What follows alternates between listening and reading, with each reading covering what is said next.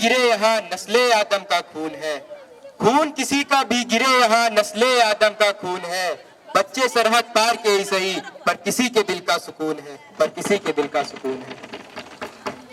माननीय अध्यक्ष महोदया, क्या माननीय रक्षा मंत्री महोदया बताने की कृपा करेंगी कि बीते 3 वर्षों के दौरान भारत पाकिस्तान सीमा पर गोलाबारी में कितने नागरिक एवं जवान शहीद हुए? महोदया, सरकार की ओर से सीमा पर शहीद सैनिकों के शोक संतप्त परिवारों को कितना मुआवजा दिया गया है और सरकार की ओर से इस प्रकार की गोलाबारी रोकने के लिए क्या कदम उठाए गए हैं? यदि सरकार शोक संतप्त परिवारों को के कल्याण हेतु भविष्य में कोई योजना बना रही है तो विस्तृत ब्यौरा दें। महोदया, सरकार से मैं यह भी जानना चाहता हूं कि सरकार अग्निवीर शहीद होने पर उन्हें किस प्रकार मुआवजा प्रदान करने की व्यवस्था की है, विस्तृत ब्यौरा दें। धन्यवाद। डिफेंस मिनिस्टर मिस कायनात प्लीज।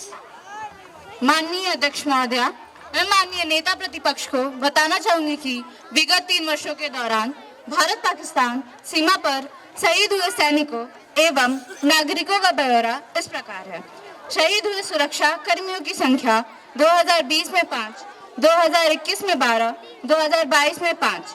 मारे गए नागरिकों की संख्या 2020 में 4, 2021 में 3, 2022 में 4।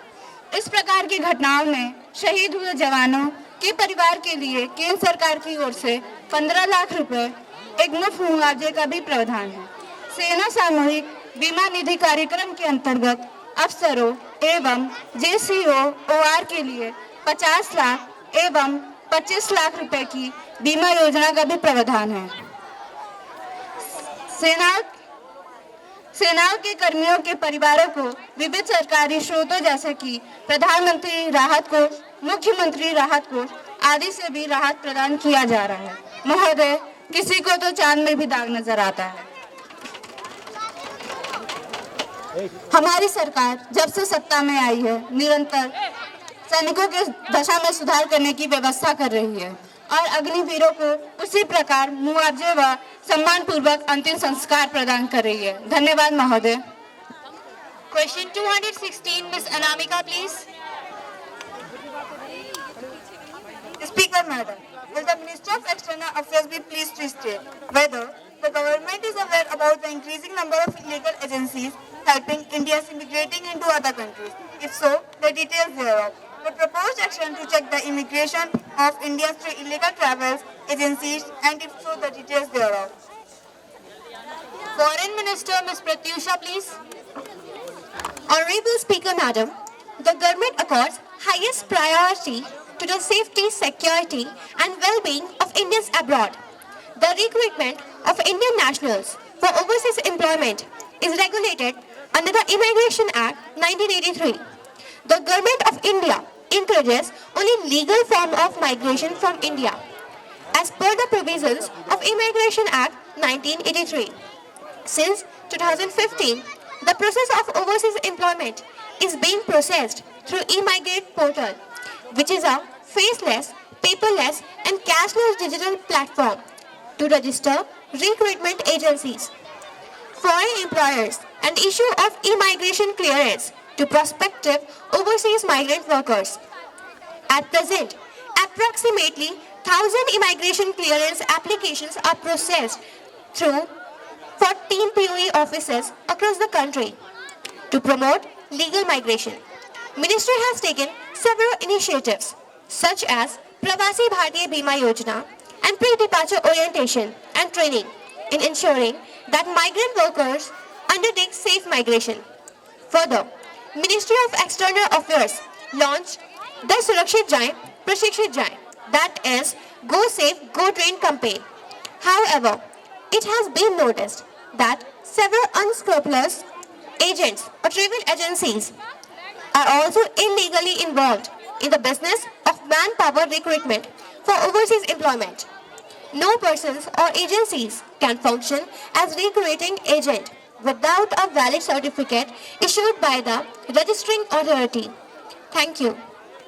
Question 217, Mr. Divyanshu Awasthi, please.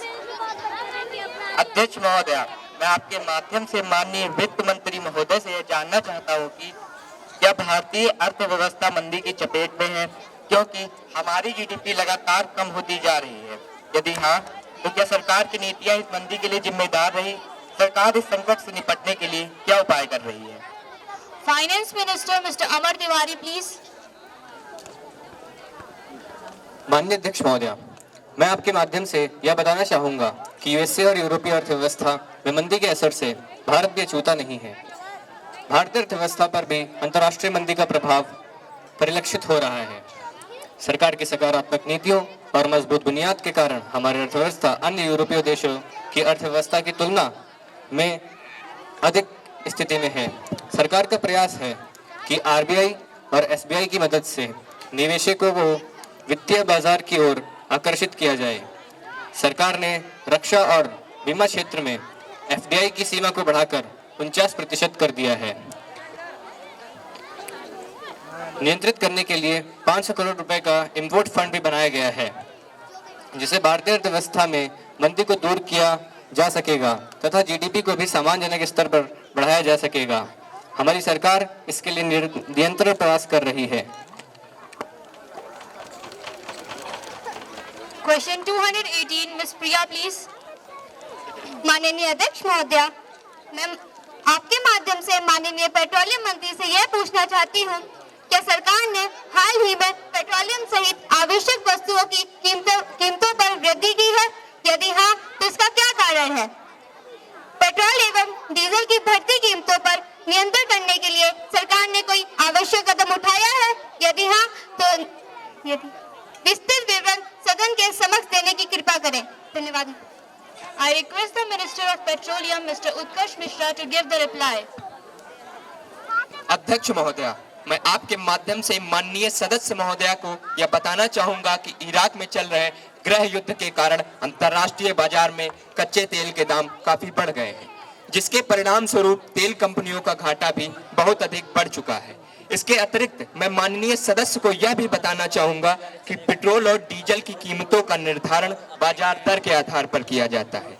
इसलिए पेट्रोल और डीजल की कीमतों का सरकार द्वारा डीरेगुलेट कर दिया गया है।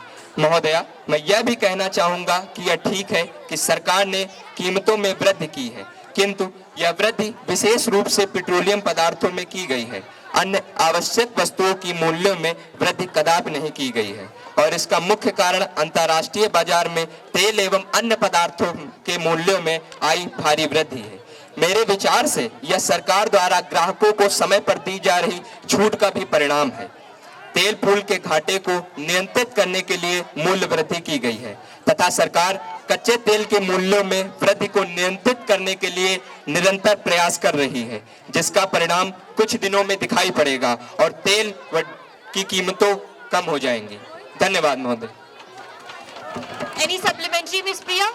हाँ महोदय, मैं पेट्रोलियम मंत्री से यह भी पूछना चाहती हूँ, क्या इस मूल्य वृद्धि से हमारी अर्थव्यवस्था बुरी तरह प्रभावित हुई है अथवा नहीं, और क्या सरकार ने इस वृद्धि से पहले सभी पहलुओं पर विचार किया था? क्या सरकार ने इस पहलू पर विचार किया था कि देश में पड़ रहे भयंकर सूखे की स्थिति में इस मूल्य वृद्धि का समाज के मध्यम तथा निम्न वर्ग के लोगों पर क्या प्रभाव पड़ेगा? Petroleum minister mister Utkarsh Mishra please. माननीय अध्यक्ष महोदया, मैं सुश्री प्रिया के प्रश्न के उत्तर में यह कहना चाहूंगा कि सरकार ने अवश्य ही अर्थव्यवस्था के सभी पहलुओं पर विचार किया है। यह निर्णय हमारे पूरे मंत्रिमंडल द्वारा लिया गया है। अध्यक्ष महोदया, मैं यह भी कहना चाहूंगा कि सरकार ने मध्यम एवं निम्न वर्ग के लोगों की आवश्यकताओं का पूरा ध्यान रखा है। उनकी आवश्यकताओं को देखकर कई कदम उठाए गए हैं। पेट्रोल और डीजल की कीमतों के मूल्यों में आई वृद्धि के बावजूद भी जन परिवहन निगम के किराए में कोई वृद्धि नहीं की गई है। आयकर दाताओं के अतिरिक्त जन सामान को पुरानी दर पर ही राशन वितरित किया जा रहा है। एलपीजी पर आज भी 70% सब्सिडी दी जा रही है। सरकार डीजल के मूल्यों की डबल प्राइसिंग पर भी विचार कर रही है। धन्यवाद महोदया। Question 219 miss Anushka Rawat please.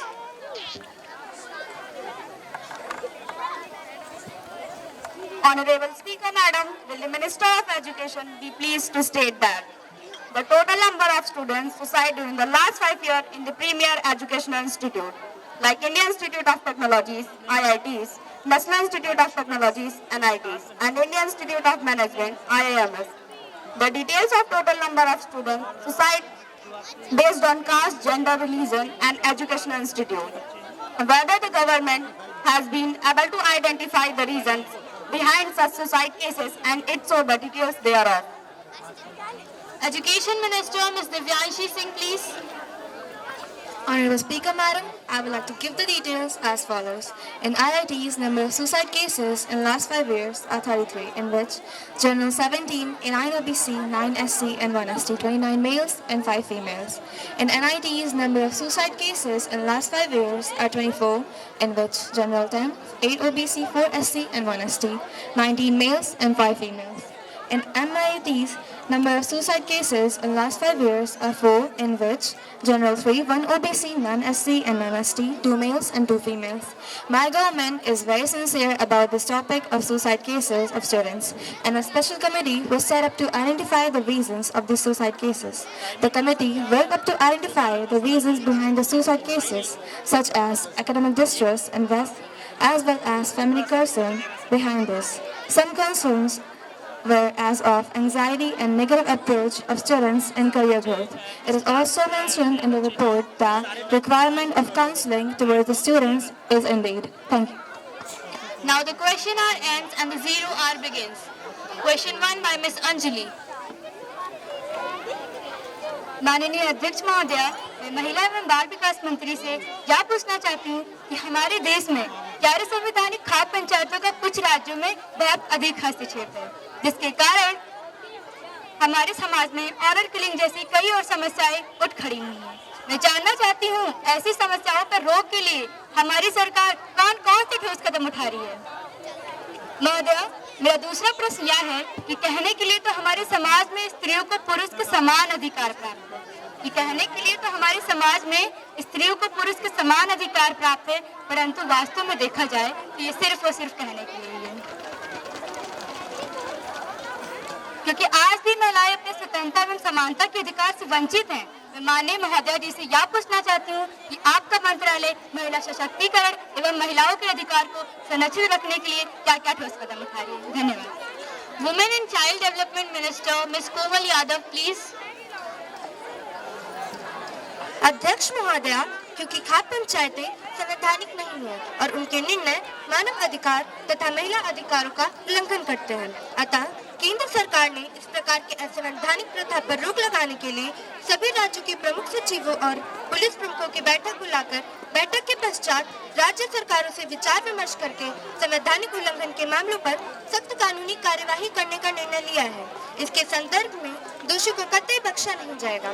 महोदया, सरकार को इस संबंध में पूरी जानकारी है कि पश्चिम उत्तर प्रदेश और हरियाणा के कुछ इलाकों में खाप पंचायतों द्वारा अपने तथा अपने परिवार के झूठे सम्मान पर अपने ही बच्चों की हत्या तथा अपने समाज की महिलाओं के लिए कुछ असंवैधानिक निर्णय लिए हैं, जिससे महिलाओं की स्वतंत्रता एवं अधिकारों का हनन हुआ है। ऐसी स्थिति देखकर मैं भी एक स्त्री होने के नाते अपने उद्गार नहीं रोक पा रही हूँ। समाज रूपी गाड़ी के दो पहिए नर और नारी, पुरुष प्रधान समाज में नारी बिनु अधिकार, सृष्टि की रचना करे, पाले घर संसार, स्वतंत्रता हर जीव का पहला है अधिकार। नारी बस दासी रही और रही लाचार, जीवन साथी का अगर मन से करे चुनाव, ऑनर किलिंग के नाम पर होता है संहार। अध्यक्ष महोदया, मेरी सरकार इस विषय को लेकर पूरी तरह से गंभीर है और ऐसे अपराध के दोषियों के विरुद्ध कठोर कदम उठाए जाने का निर्देश दिया है। Now the next question by Mr. Saksham Pandey. अध्यक्ष महोदया, मैं आपके माध्यम से माननीय मानव संसाधन एवं विकास मंत्री से यह पूछना चाहता हूं कि क्या सरकार ने प्राकृतिक आपदाओं और बाढ़ जैसे जलवायु प्रेरित परिवर्तन के प्रति महिलाओं और बच्चों के उच्च स्तर के संवेदनशील का संज्ञान लिया है, और यदि हाँ तो इसका तत्संबंधी ब्यौरा क्या है? क्या सरकार आपदा जोखिम प्रबंधन और रिस्क जेंडर को जेंडर समावेशी बनाने के लिए कोई कदम उठा रही है? यदि हाँ, और क्या उसने मौजूदा आपदा प्रबंधन नीतियों का जेंडर आधारित किया है? यदि हाँ तो इसका तत्संबंधी ब्यौरा क्या है? I request the Minister of Human Resource Development Ms. Anshika Dixit to give the reply.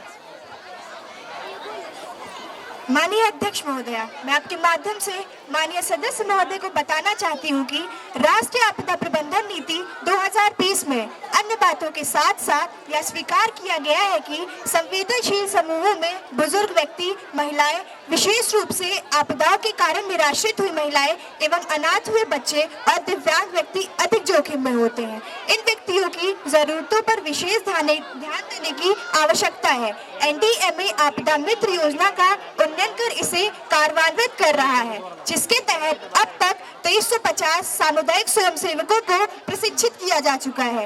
इन प्रशिक्षित स्वयंसेवकों में 1028 महिलाएं शामिल हैं। राष्ट्रीय आपदा मोचन बल NDRF की 10 बटालियनों में एक महिला टीम बनाने का निर्णय लिया है। वर्तमान में NDRF में विभिन्न रैंकों में 365 महिला कार्मिक तैनात हैं। सरकार ने आपदा रहित मद के लिए निर्धारित बजट में वृद्धि की है। आपदा राहत के अंतर्गत सरकार विशेष पैकेज की घोषणा करने का निर्णय लेगी। धन्यवाद महोदय। Now the next business, drawing attention to an important topic. Mr. Anshuman Rastogi, please. Honorable Speaker, Madam, as whole nation know that our Prime Minister was keen to meet his counterpart in Pakistan to talk about peace during UNO summit in New York. Our Prime Minister met to him. At the same time, our army troops were engaged in a gun battle, murderous fight with Pakistani terrorists in the Jammu and Kashmir's Kupwara district, in Keren sector of Jammu and Kashmir. After 15 days of long operation, that area was cleared and terrorists were pushed back. Moreover, Army Chief made it clear that Pakistan Army provided cover fire to terrorists and to infiltrate in the Keren sector. The whole episode of Keren sector is a matter of serious concern because it reminds us of Kargil intrusion in 1999. Speaker, Madam, I want to know from the government, is it not shameful to nation that a Prime Minister talked about peace, whereas Pakistan grabbed the village? Why is government keeping eyes closed on the issue of nation security? I hope government will take stern action against Pakistan. Otherwise, it makes the image of a country as a weak country. Ms. Sukaina.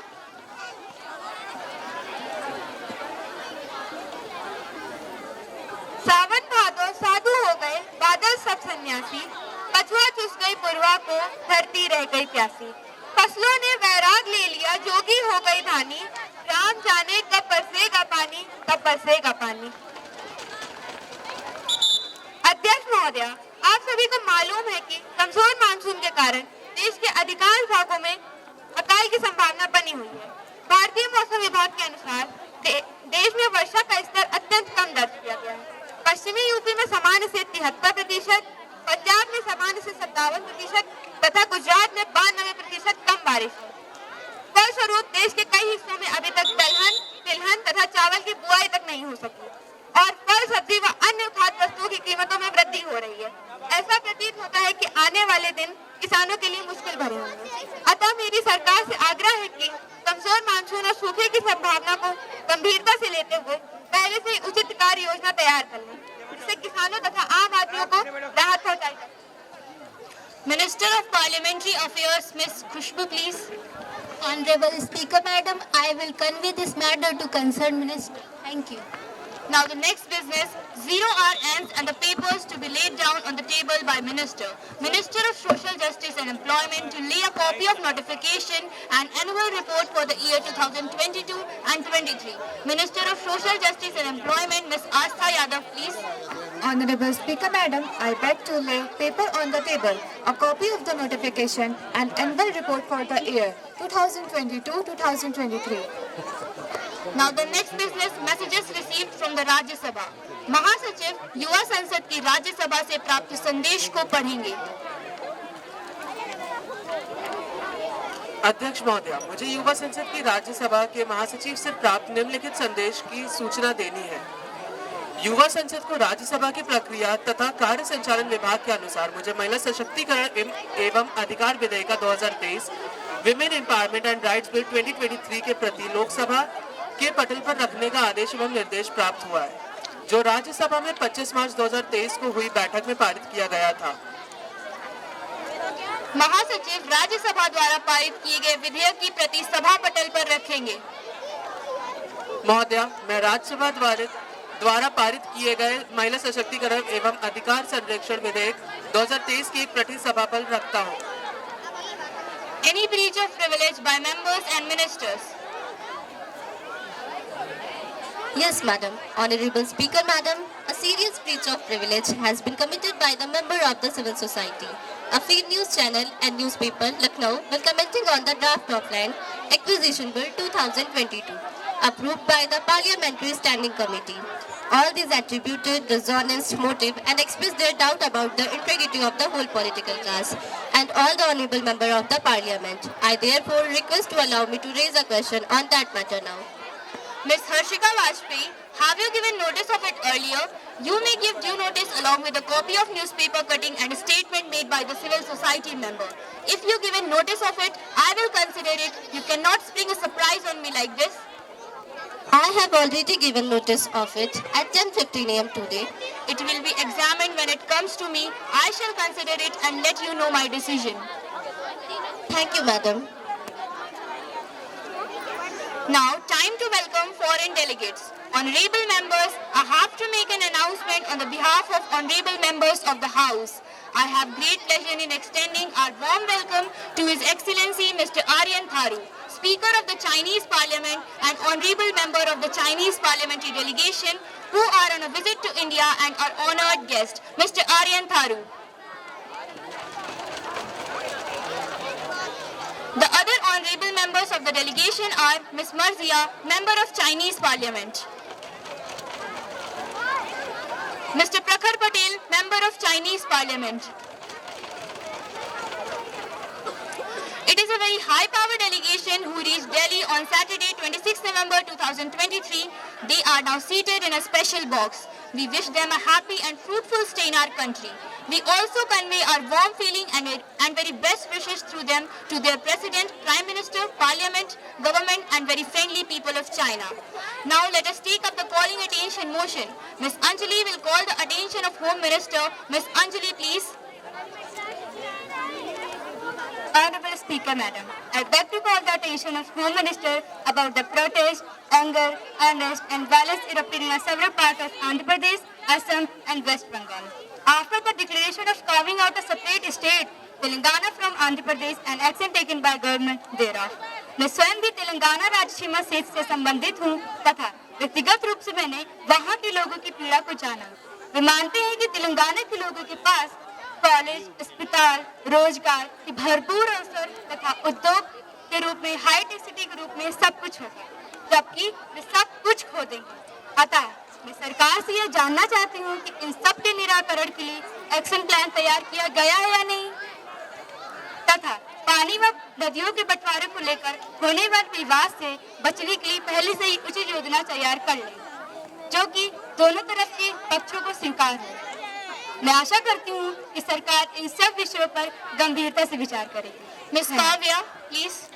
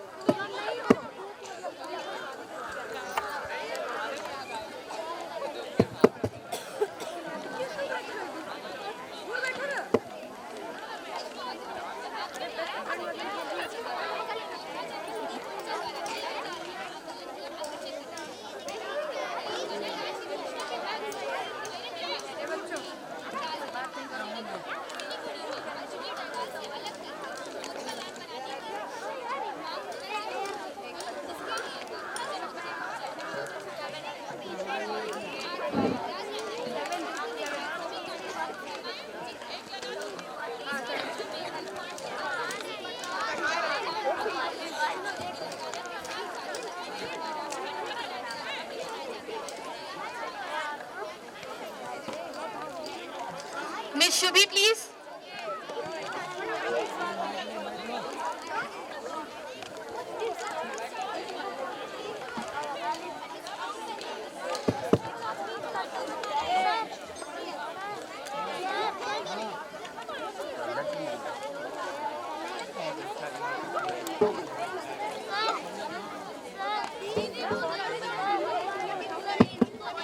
Periphery of Assam, Gorkhaland in West Bengal, Vidarbha in Maharashtra and division of Uttar Pradesh.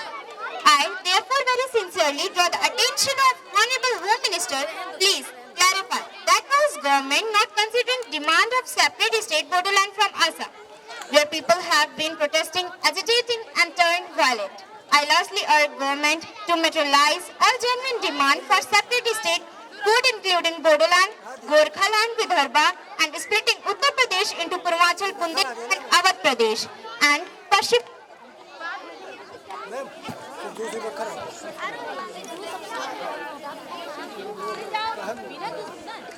Now the House will take up consideration to the National Sport Development Bill 2023 that already has been introduced in the last session. Sports Minister, please. धूप में निकले घटाओं में नहा कर देखो, जिंदगी क्या चीज है, किताबों से नजरें हटा कर देखो. Honorable Speaker, great pleasure and privilege to take up consideration on the National Sports Development Bill 2023. This will be a milestone and a new chapter in the history of sports and games. The very purpose of this bill is to provide development of sports in India to enhance the coordination system of national teams for participation in international events. Parent functioning of autonomous sports bodies and welfare measures for sports persons. To also promote some ethical practices in sports, including elimination of doping practices, fraud of age, and sexual harassment of women in sports. Some silent features and provisions of this bill are: the central government may, by rules, provide for such measures as may be necessary for promotions and development of sports and welfare of a sports person, including unethical practices in sports. The National Olympic Committee and the National Sports in India in International Federation shall comply with provisions of this Act while athletic competitions selecting the national teams or individual athlete who represent India in international athlete competitions. The very last one is: the Sports Authority of this shall submit an annually detailed report to central government for causing it to be laid before each House of Parliament.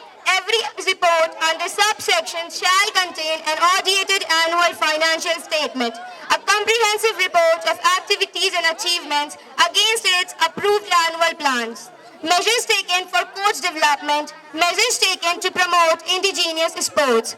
Now, moving further with elimination of unethical practices in sports, including elimination of doping, fraud of age, and sexual harassment. The National Anti-Doping Agency shall function as the apex body to implement anti-doping measures in sports in India. Its code, as amended from time to time, shall be applicable and binding upon all the national federation and the National Olympic Committee. Now, Honorable Speaker Madam, I am confident that all the honorable members of this House, irrespective of party affiliation, will welcome this bill wholeheartedly. It will definitely put forward the sports by eradicating the problem in arena of sports. I now move further that the National Sports Development Bill 2023 taken into the consideration. Thank you. Motion moved. Ms. Kavya Singh, please. माननीय अध्यक्ष महोदया, मैं इस bill का समर्थन करती हूँ क्योंकि हमारे देश की जो राज्य स्तर की टीमें हैं उन्हें अंतर्राष्ट्रीय स्तर तक खेलने के लिए प्रशिक्षक की आवश्यकता है, जिसका प्रावधान इस बिल में है। इस बिल से खेल संघों में जो विवाद होते हैं उनका निपटारा कराने के लिए एपिलेट स्पोर्ट ट्रिब्यूनल का प्रावधान है, जो किसी भी प्रकार के विवाद का सही निपटारा कराने में सहायक होगा। इस बिल से खेल संघों में वित्तीय अनियमितताओं को रोकने के लिए उनके बजट के आरक्षण का प्रावधान है, जिसमें अनियमितताओं को रोकने में सहायता मिलेगी। इससे खिलाड़ियों के ड्रग फ्री रहने, आयु, लिंग के आधार पर होने वाले भेदभावों को रोकने में सहायता मिलेगी। मैं इस बिल का समर्थन करती हूँ। धन्यवाद।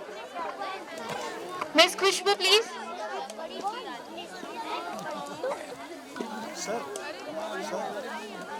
Honorable Speaker Madam, I strongly favor this bill for the development of sports activity in our country due to the following reason. Since its provision promote the sportsman to win medal in international game and Olympic games. It helps to control the use of unfair practice and drug, which is used by some sportsmen. The bill will help to integrate the political influencer over the game. The bill play important role in selection of players, athletes on the basis of performance. I repeat, the bill play important role in selection of players, athletes on the basis of performance. So I favor this bill. Thank you. Mr. Himanshu Verma, please. माननीय अध्यक्ष महोदया, मैं इस bill का विरोध करता हूं, क्योंकि राष्ट्रीय स्तर पर प्रशिक्षण तथा प्रशिक्षक मिलने के बावजूद भी हमारे खिलाड़ी तथा एथलीट ओलंपिक में अपना अच्छा प्रदर्शन नहीं दे पाए हैं। तो क्या इस बिल के पास हो जाने से अच्छा प्रदर्शन दे पाएंगे? अगर नहीं तो इस बिल के पास होने का कोई औचित्य नहीं है। क्या इस बिल के पास हो जाने से खेलों में आयु व जेंडर के आधार पर जो भेदभाव होता है और महिला खिलाड़ियों का जो शोषण होता है, क्या रुक पाएगा? अगर नहीं तो इस बिल के पास होने का कोई फायदा नहीं होगा। अभी भी खिलाड़ियों के चयन में पारदर्शिता नहीं है। राष्ट्रीय और अंतर्राष्ट्रीय स्तर पर भी खिलाड़ियों के चयन में भाई भतीजावाद एवं क्षेत्रवाद का बोलबाला है। क्या इसको रोकने के लिए इस बिल में कोई भी प्रावधान है? क्या इस बिल का पास हो जाना खिलाड़ियों के इनके प्रदर्शन के आधार पर चयन की गारंटी देगा? यदि नहीं तो इस बिल के पास होने से कोई फायदा नहीं होगा। अतः मैं इस बिल का विरोध करता हूं। Mr. Anand Yadav, please. माननीय अध्यक्ष महोदया, मैं इस बिल से पूरी तरह सहमत हूँ। इस बिल में यह प्रावधान है कि ड्रग्स लेने वाले खिलाड़ियों को रोका जाएगा, परंतु इस बात की क्या गारंटी है कि यह बिल लागू होने के बाद ड्रग्स लेने वाले खिलाड़ियों को रोका जा सकेगा? और बिल लागू होने के बाद ड्रग्स लेने वाले खिलाड़ियों के खिलाफ क्या कोई कानूनी कार्रवाई होगी? इस बारे में इस बिल में कोई उल्लेख नहीं है। इस बिल में यह भी प्रावधान है कि कोई मंत्री खेल संघ का अध्यक्ष नहीं होगा, परंतु इस बिल में यह भी प्रावधान होना चाहिए कि कोई राजनीतिक खेल संघ का अध्यक्ष नहीं होगा, जिससे राजनीति का प्रभाव खेल पर न पड़े। हाल ही में हुए भारतीय प्रीमियर लीग में वित्तीय अनियमितताएं और धांधलियां सामने आई हैं। क्या यह बिल उन्हें रोक पाएगा और यह बिल हमारे खिलाड़ियों के प्रदर्शन को सुधारने तथा अंतर्राष्ट्रीय स्तर पदक जितवाने की गारंटी देगा? यदि नहीं तो ऐसे बिल से क्या फायदा? क्या यह बिल विभिन्न खेल संघों को सूचना के अधिकार 2005 के तहत लाएगा, जिससे उनकी कार्यप्रणाली में पारदर्शिता निश्चित की जा सके? धन्यवाद।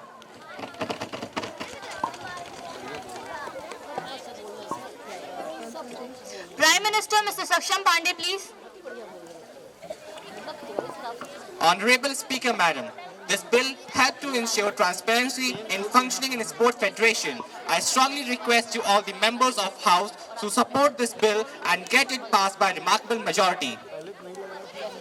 माननीय खेल एवं युवा मामलों के मंत्री जी कृपया। माननीय अध्यक्ष महोदया, मैंने माननीय सदस्यों द्वारा इस बिल के संबंध में व्यक्त की गई आपत्तियों व संदेहों को ध्यान पूर्वक सुना, अथवा मैं आपके माध्यम से सभी सम्माननीय सदस्यों को आश्वस्त करती हूं कि यह बिल इन सभी आपत्तियों और संदेहों का निराकरण करेगा। जैसे कि इस बिल में वित्तीय अनियमितताओं को रोकने के लिए खेल संघों के बजट का अंकेक्षण करने सहित पर्याप्त प्रावधान है।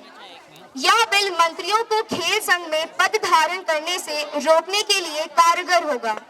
यह बिल हमारे खिलाड़ियों के प्रदर्शन सुधारने, शक्तिवर्धक दवाओं के सेवन पर रोक सहित सभी अन्य मुद्दों पर हमारी अपेक्षाओं के अनुरूप खरा उतरेगा। खेल संघों के बजट एवं कार्य प्रणाली में पारदर्शिता लाने के लिए बीसीसीआई सहित सभी खेल संघों को सूचना के अधिकार 2005 के अंतर्गत लाने का प्रावधान भी इस बिल में है। आईपीएल 6 के दौरान सामने आई मैच फिक्सिंग, स्पॉट फिक्सिंग और सट्टेबाजी जैसी घटनाओं को इस बिल के तहत अपराध की श्रेणी में रखा गया है तथा उक्त घटनाओं में संलिप्त पाए जाने वाले व्यक्ति के लिए कठोर व पर्याप्त सजा के प्रावधान भी इस बिल में हैं तथा सभी माननीय से मेरा निवेदन है कि इस बिल का तहे दिल से स्वागत करते हुए इसे सदन में प्रचंड बहुमत से पारित करवाएं। धन्यवाद। Now the question is that the bill to improve performance of our player and develop sports in our country at par with international standard be taken into consideration. Those who is in favor will say aye. Aye. Those who are against it will say no. I think the ayes have it, the ayes have it, the ayes have it. The motion is adopted. Now the next business, clause by clause consideration. Now the question is that clause 2 to 7 stands part of the bill. Those who are in favor may say aye. Aye. Those against will say no. I think the ayes have it, the ayes have it, the ayes have it. The motion is adopted. Clause 2 to 7 stand part of the bill. Now the question is that clause 1, the enacting formula and the title stand part of the bill. Those who in favor will please say aye. Aye. Those who are against it will please say no. I think ayes have it, the ayes have it, the ayes have it. The motion is adopted. Minister for Sports and Youth Affairs, please. Honorable Speaker Madam, I move the bill be passed. Motion moved that the bill be passed. Those in favor may please say aye. Aye. Those against it may please say no.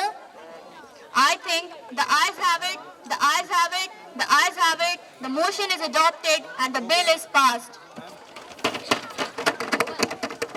Now, House is adjourned to meet again on 26 July 2024 at 11 a.m. Thank you.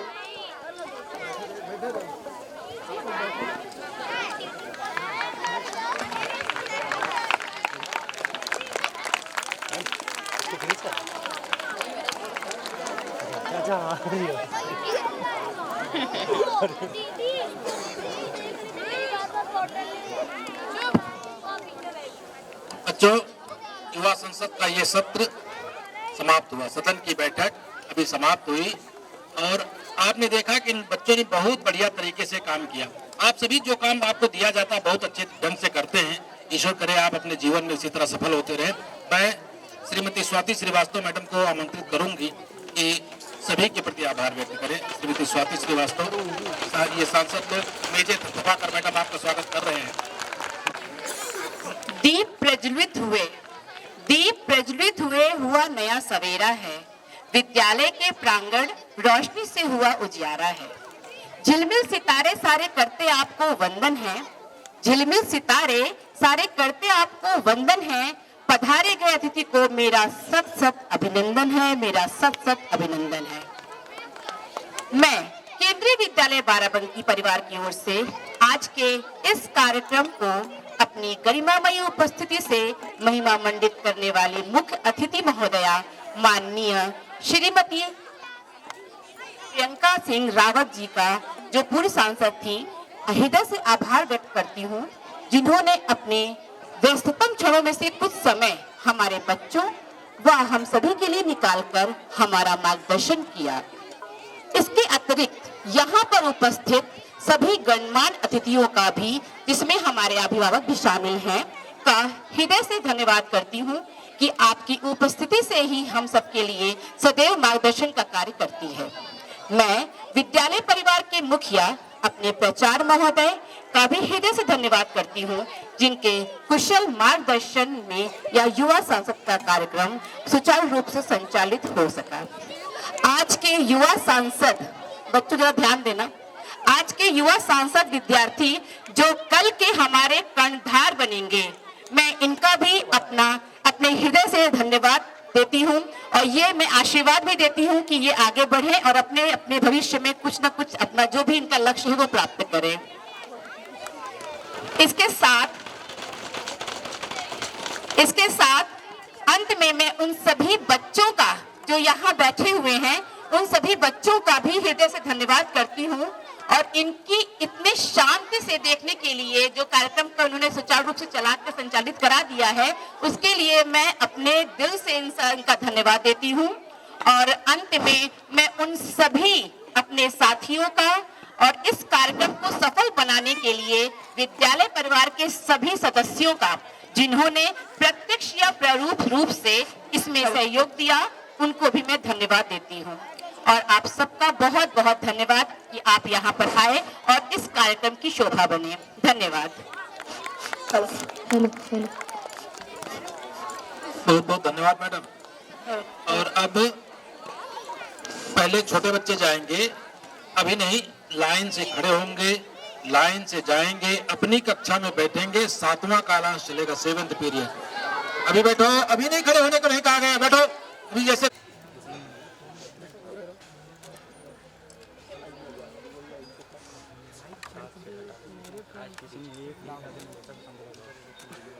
Thank you. अरे एक minute, शायद banner आ जाएगा युवा सांसद का। ठीक, थोड़ा सा हल्का सीधा कर। अरे बेटे क्लोजअप ले लें यार आप।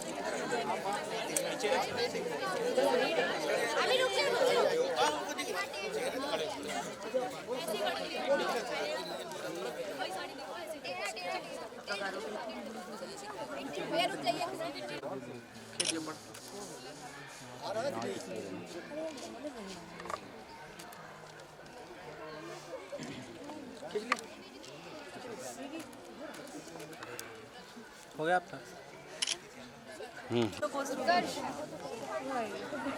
जोड़ी सलामत रहो। और 11 बच्चों को बुला लाओ, वो जो खेल रहे हैं। ठीक है, मैं जा रही हूँ। 8:30 to 11, ठीक है? तुरंत मिलेगी। हो गया?